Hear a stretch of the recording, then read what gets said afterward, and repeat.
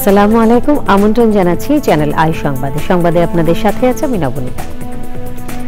বিস্তারিত সংবাদে শুরুতেই জানিয়ে দিচ্ছি ফ্রেশ আটা ময়দা সুজি সংবাদ শিরোনাম। বর্তমান বিশ্ব পরিস্থিতিতে যুদ্ধের প্রস্তুতি না রাখা আত্মঘাতী বললেন প্রধান উপদেষ্টা।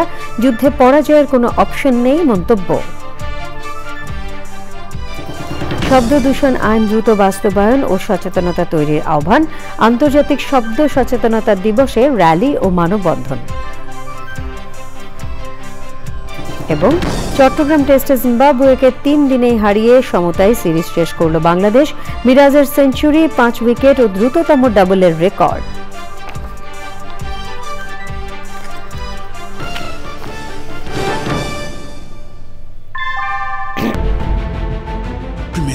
Inbuilt German technology, Bangladesh's first thermix rod, Salam Steel Thermax.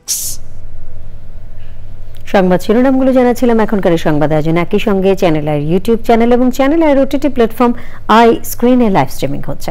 যাচ্ছে পুরো সংবাদে। প্রধান উপদেষ্টা অধ্যাপক ডক্টর মোহাম্মদ ইউনূস বলেছেন, বর্তমানে এমন এক বিশ্ব পরিস্থিতি যেখানে যুদ্ধ প্রস্তুতি নিয়ে না রাখাটা আত্মঘাতী। যুদ্ধে পরাজয়ের কোনো অপশন নেই মন্তব্য করে বিমান বাহিনীর বার্ষিক মহড়া অনুষ্ঠানে তিনি আরও বলেন, উন্নত বিশ্বের সঙ্গে তাল মিলিয়ে চলছে বাংলাদেশ বিমান বাহিনী। মুস্তফা মল্লিক জানাচ্ছেন।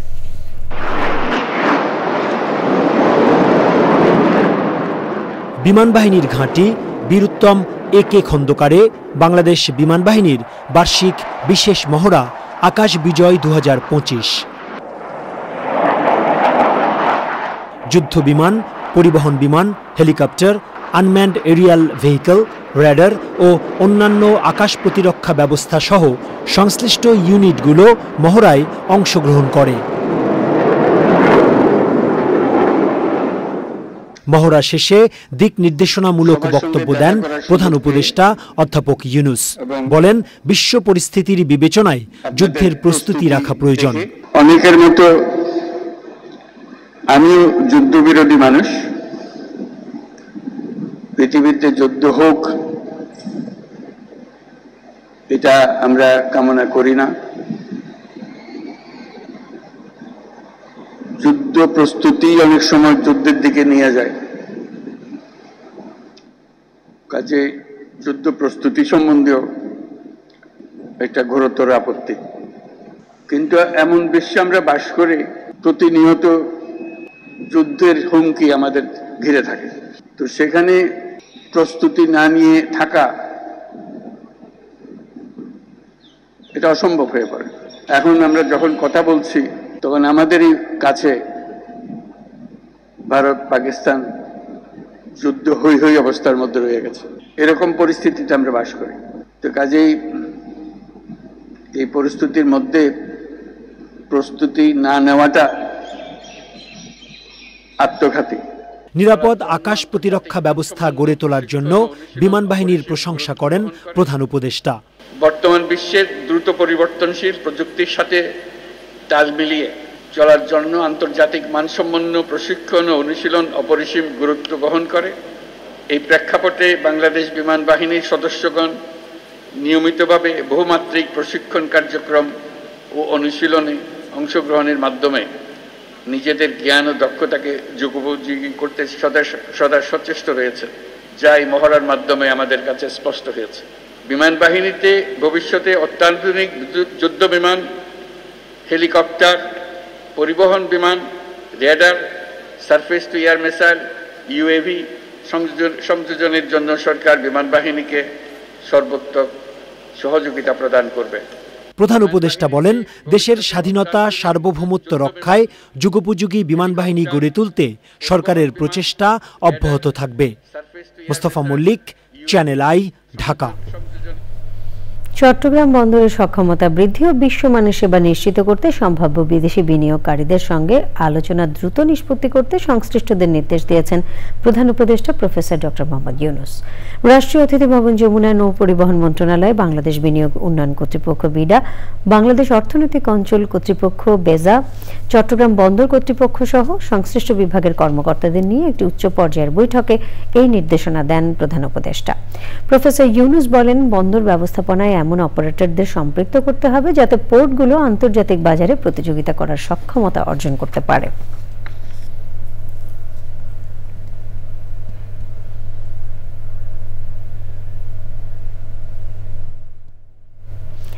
বিএনপি মহাসচিব মির্জা ফখরুল ইসলাম আলমগীর বলেছেন, সংস্কার করেন, দয়া করে নির্বাচন তাড়াতাড়ি দেন, তা না হলে দেশে অনেক কিছুই ঘটে যেতে পারে। ঠাকুরগাঁওয়ের মুন্সিরহাট বালিকা উচ্চ বিদ্যালয় মাঠে গণসংযোগ অনুষ্ঠানে এসব মন্তব্য করেন তিনি। মির্জা ফখরুল বলেন, শিশু কিশোর ছাত্র সহ হাজার হাজার মানুষকে হত্যা করেছে হাসিনা, তার বিচার হওয়া উচিত। হাসিনাকে ফেরত দিতে ভারতের প্রতি আহ্বান জানান মির্জা ফখরুল ইসলাম আলমগীর। অনুষ্ঠানে দলের বিভিন্ন পর্যায়ের নেতাকর্মীরাও উপস্থিত ছিলেন। ৬ দফা দাবিতে দেশের সব পলিটেকনিক ইনস্টিটিউটের দ্বিতীয় দিনের মতো শাটডাউন কর্মসূচি চলছে। আন্দোলনরত শিক্ষার্থীরা বলছেন, দাবি আদায় না হওয়া পর্যন্ত শাটডাউন কর্মসূচির পাশাপাশি সব ধরনের ক্লাস পরীক্ষা বন্ধ থাকবে। শহীদুল্লাহ রাজু জানাচ্ছেন।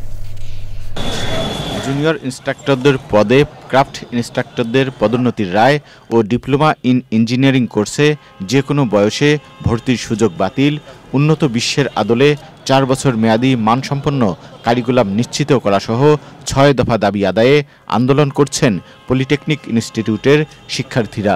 দাবি আদায়ে মঙ্গলবার সকাল থেকে সারা দেশের সব পলিটেকনিক ইনস্টিটিউটে শ্রেণীকক্ষ ও শিক্ষকদের রুমে তালা দিয়ে শাটডাউন কর্মসূচি শুরু করেন শিক্ষার্থীরা। বুধবার সকালে ঢাকা পলিটেকনিক ইনস্টিটিউটে গিয়ে দেখা যায় প্রতিষ্ঠানটির সকল কার্যক্রম বন্ধ রয়েছে। এর আগে অনেকবার ওনারা সময় নিয়েছে, বাট কার্যক্রম কিছুই দেখি না। আমাদের এখন কমিটি গঠন করছে, তো কমিটি কার্যক্রমটা চলমান রাখার জন্য, বা যেহেতু আগের মতো না হয়ে যায়, কোনো সহিংস কর্মকাণ্ডে যাব না, আমরা জনদ্রব্য কিছু করবো না, আমরা ক্যাম্পাস ভিত্তিক আমরা আমাদের আন্দোলন চলমান রাখবো। সেজন্য এই বাকি সময়ের জন্য আমরা আমাদের শাটডাউন কর্মসূচি থাকবে। ঢাকা পলিটেকনিক ইনস্টিটিউটের অধ্যক্ষ জানান, ঊর্ধ্বতন কর্তৃপক্ষের নির্দেশ মতো কাজ করছেন তারা।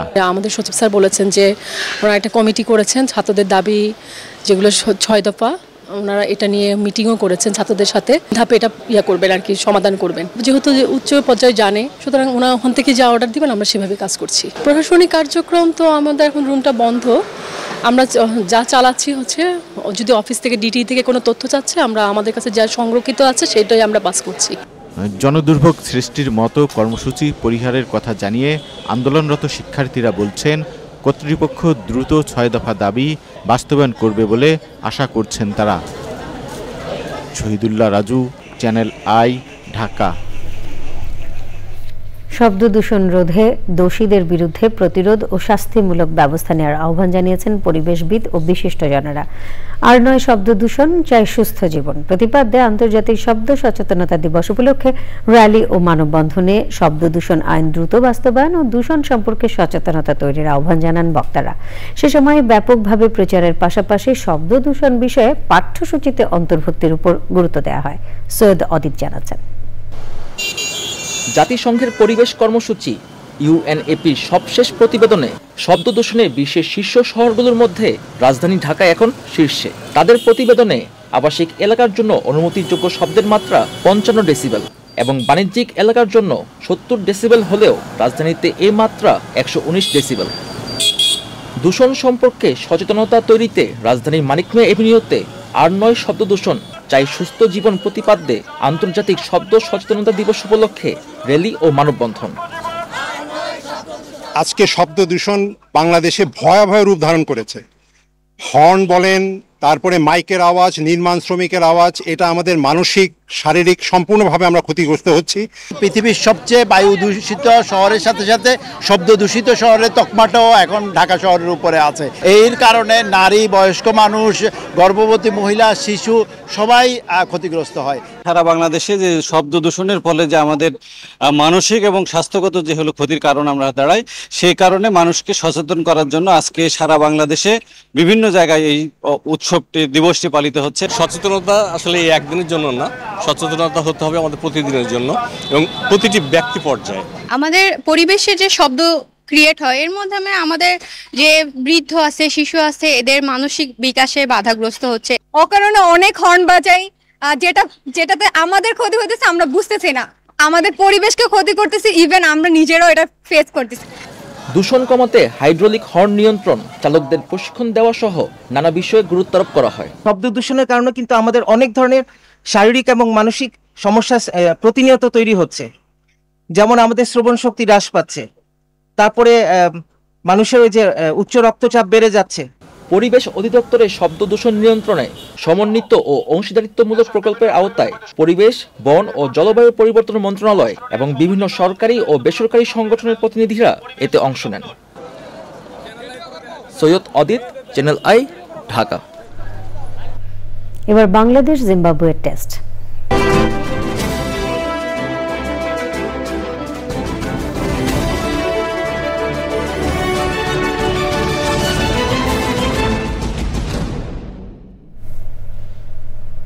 জিম্বাবুয়েকে ইনিংস ব্যবধান ও 106 রানে হারিয়ে তৃতীয় দিনে চট্টগ্রাম টেস্ট জিতে নিয়েছে বাংলাদেশ। সিলেটে পিছিয়ে পড়ল এই ম্যাচে জিতে 1-1 সিরিজ ড্র করল টাইগাররা।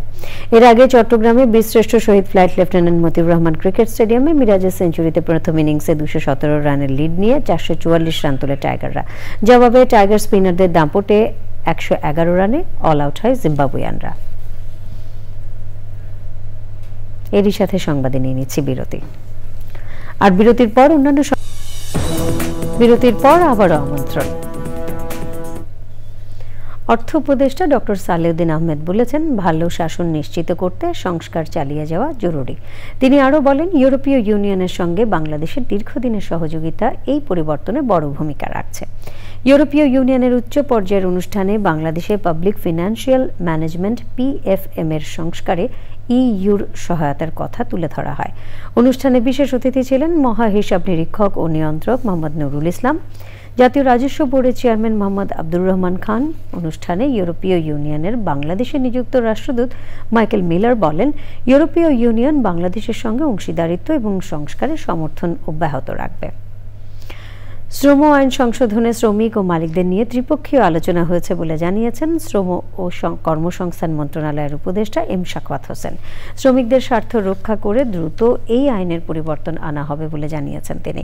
সচিবালয়ে মে দিবস উপলক্ষে সংবাদ সম্মেলনে উপদেষ্টা বলেন, আইনটির সংশোধন নিয়ে আন্তর্জাতিক শ্রম সংস্থারও বেশ কিছু পর্যবেক্ষণ রয়েছে। সব পর্যালোচনা করেই এই সংশোধনী আসবে। আমিন জুয়েলার্স আন্তর্জাতিক সংবাদ।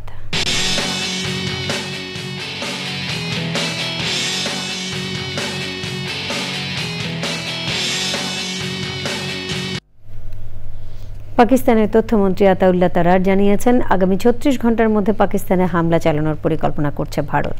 এর আগে মঙ্গলবার রাতে কাশ্মীরের পেহেলগাম হামলার জবাব দিতে সশস্ত্র বাহিনীকে পূর্ণ স্বাধীনতা দিয়েছেন ভারতের প্রধানমন্ত্রী নরেন্দ্র মোদী। অন্যদিকে ভারতের একতরফাভাবে সিন্ধু পানি চুক্তি স্থগিতের সিদ্ধান্তের বিরুদ্ধে 3টি আইনি পদক্ষেপ নেওয়ার কথা জানিয়েছেন পাকিস্তানের আইন ও বিচারমন্ত্রী আকিল মালিক।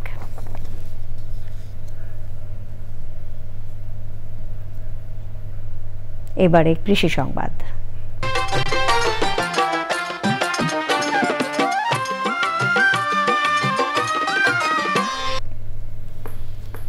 খাগড়াছড়িতে মিষ্টি ভুট্টার চাষ করে লাভের আশা করছেন মাধ্যমিক বিদ্যালয়ের শিক্ষক ছোটমণি চাকমা। বাজারে চাহিদা থাকায় জেলায় আরও কয়েকজন কৃষক মিষ্টি ভুট্টার চাষ করছেন এবার।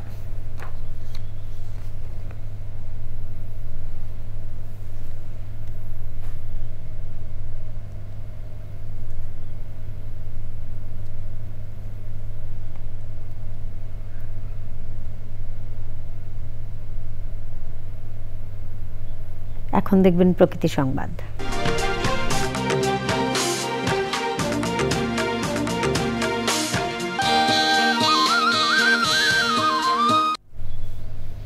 চাঁদপুরের শাহরাস্তির মেহেরগোদা খাল খনন শুরু হয়েছে। পয়ঃনিষ্কাশন ব্যবস্থার উন্নতিতে পৌরসভা 7 নম্বর ওয়ার্ডের অক্সফোর্ড ইন্টারন্যাশনাল স্কুল সংলগ্ন এলাকা থেকে ঠাকুরবাজার মেহেরগোদা পর্যন্ত খাল পুনঃখনন কার্যক্রম পরিদর্শন করেন উপজেলা নির্বাহী অফিসার নিগার সুলতানা।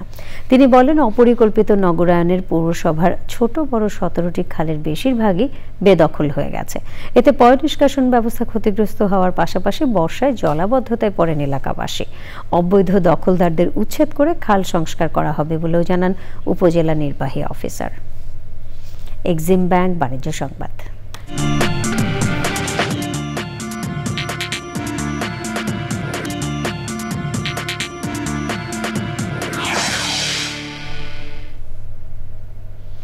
বসুন্ধরা সিটির 7ম তলায় শতরূপা জুয়েলার্সের শোরুম উদ্বোধন হয়েছে।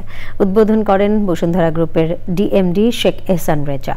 উপস্থিত ছিলেন শতরূপা জুয়েলার্সের এমডি কার্তিক কর্মকার, চলচ্চিত্র পরিচালক ও মিডিয়া ব্যক্তিত্ব রাজু আলী।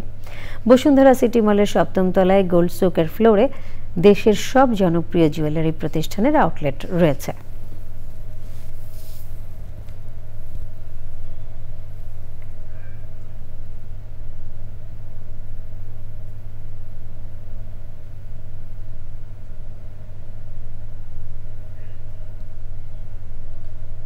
সংবাদে আবারও নিয়ে নিচ্ছি বিরতি, আর বিরতির পর খেলার খবরে থাকছে। বিরতির পর আপনাদের সাথে আছি চ্যানেল আই সংবাদ নিয়ে। বিদ্যুতের জন্য ভারতের আদানি গ্রুপের সঙ্গে আওয়ামী লীগ সরকারের চুক্তিতে জাতীয় রাজস্ব বোর্ডকে শুল্ক ও কর অব্যাহতির মাধ্যমে 4,500 কোটি টাকা ফাঁকির অভিযোগ অনুসন্ধানে নেমেছে দুর্নীতি দমন কমিশন দুদক। দুদকের প্রধান কার্যালয়ে সংস্থার মহাপরিচালক আক্তার হোসেন বিষয়টি নিশ্চিত করেছেন। ডিজি জানিয়েছেন, আদানি গ্রুপের বিদ্যুৎ আমদানিতে 40 কোটি মার্কিন ডলার শুল্ক ফাঁকির অনুসন্ধানে যাদের সংশ্লিষ্টতা পাওয়া যাবে সবার বিষয়ে ব্যবস্থা নেবে দুদক। 2017 সালে সাবেক প্রধানমন্ত্রী শেখ হাসিনা সরকার আদানি গ্রুপের সঙ্গে বিদ্যুৎ আমদানির চুক্তি করে। আদানির সঙ্গে পিডিবির চুক্তি পর্যালোচনায় ইতিমধ্যে অন্তর্বর্তী সরকারের গঠিত একটি কমিটি কাজ করছে। এছাড়া এতিমখানার টাকা আত্মসাৎ সহ বিদেশে পাচারের অভিযোগে ক্ষমতাচ্যুত প্রধানমন্ত্রী শেখ হাসিনার সাবেক মুখ্য সচিব তোফাজ্জল হোসেন মিয়ার দুর্নীতির অনুসন্ধান শুরু করেছে দুদক। এরই সাথে সংবাদের শেষ ভাগে আমরা সবশেষে ফ্রেশ আটা, ময়দা, সুজি সংবাদ শিরোনামগুলো জানিয়ে দিচ্ছে আরও একবার। বর্তমান বিশ্ব পরিস্থিতিতে যুদ্ধের প্রস্তুতি না রাখা আত্মঘাতী, বললেন প্রধান উপদেষ্টা। যুদ্ধে পরাজয়ের কোনো অপশন নেই মন্তব্য। শব্দ দূষণ আইন দ্রুত বাস্তবায়ন ও সচেতনতা তৈরির আহ্বান। আন্তর্জাতিক শব্দ সচেতনতা দিবসে র্যালি ও মানববন্ধন। এবং চট্টগ্রাম টেস্টে জিম্বাবুয়েকে 3 দিনেই হারিয়ে সমতায় সিরিজ শেষ করল বাংলাদেশ। মিরাজের সেঞ্চুরি, 5 উইকেট ও দ্রুততম ডাবলের রেকর্ড।